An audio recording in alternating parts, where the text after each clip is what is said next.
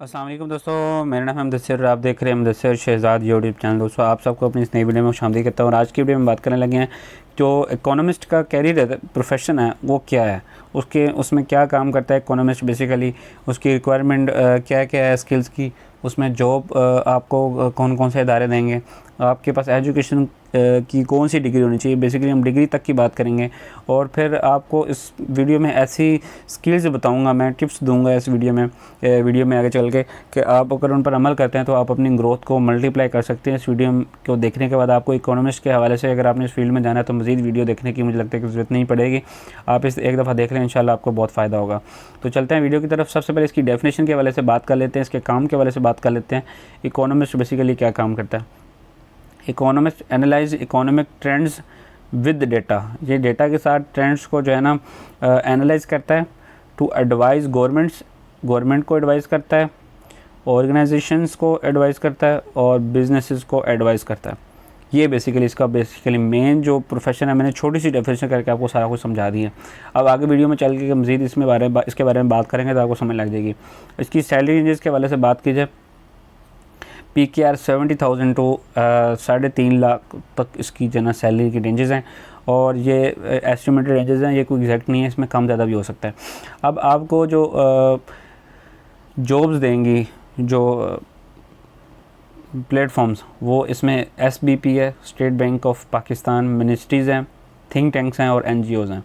ये मेन आपके प्लेटफॉर्म्स हैं जो आपको जॉब ऑफ़र करेंगे इस फील्ड में, ठीक है। उसके बाद universities hirings for research roles.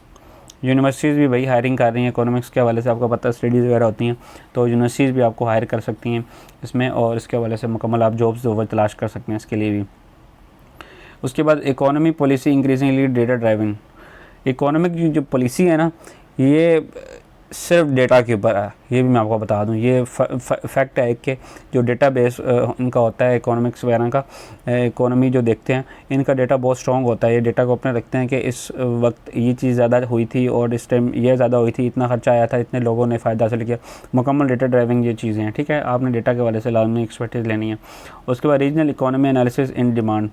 जो रीजनल इकोनॉमिक एनालिसिस हैं वो बड़े डिमांड में हैं, तो वो भी आपने सीखने हैं। उसके बाद एजुकेशन के हवाले से हम बात करते हैं, जो कि बहुत ज़्यादा लोग इंतज़ार करते हैं कि भाई एजुकेशन क्या चाहिए। आप BS, MA या फिर MPhil कर सकते हैं इकोनॉमिक्स की फ़ील्ड में, डेवलपमेंट स्टडीज़ की फ़ील्ड में या फिर फाइनेंस में।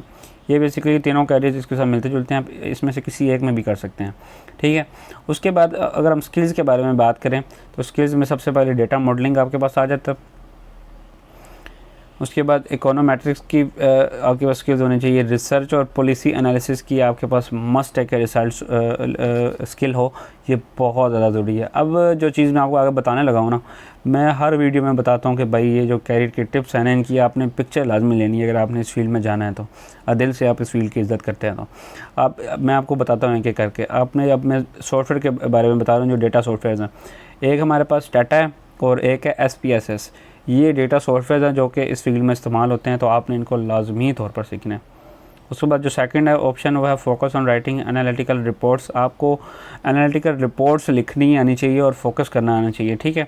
आपने इसके ऊपर लाजमी फोकस करना है कि आपको वो लिखनी आनी चाहिए, एनालिटिकल रिपोर्ट्स। इसके बारे में मुकम्मल आप कहेंगे मैं वीडियो बना दूंगा कैसे करते हैं, तो इस पर आपने लाजमी तौर पर वर्क करना है। उसके बाद work on case studies in local economy.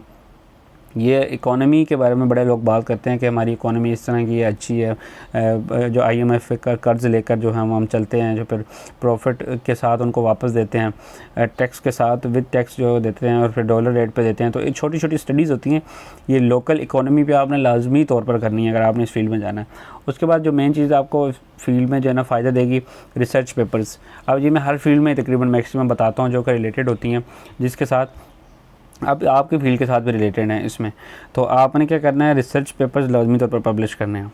इसका बेसिकली फ़ायदा ये होगा आपको कि जितनी ज़्यादा आप इसके बारे में लिखाई करेंगे, रिसर्च पेपर्स पर आप पब्लिश करेंगे, उतना आपका ज़्यादा ब्रॉड नॉलेज इसमें इंक्रीज़ होगा और नई नई चीज़ें आपको सीखने को मिलेंगी, ठीक है।